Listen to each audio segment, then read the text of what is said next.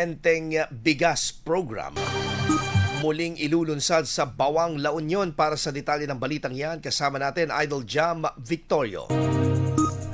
104.7 IFM Report.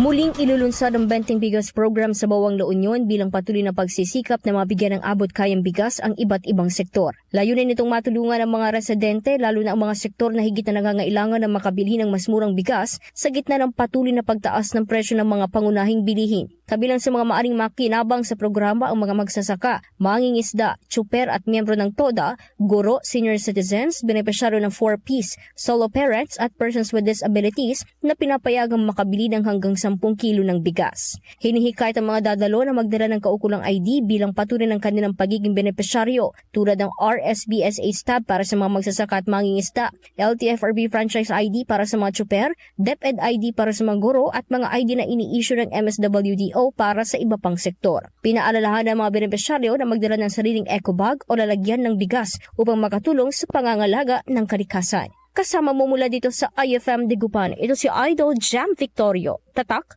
IFM.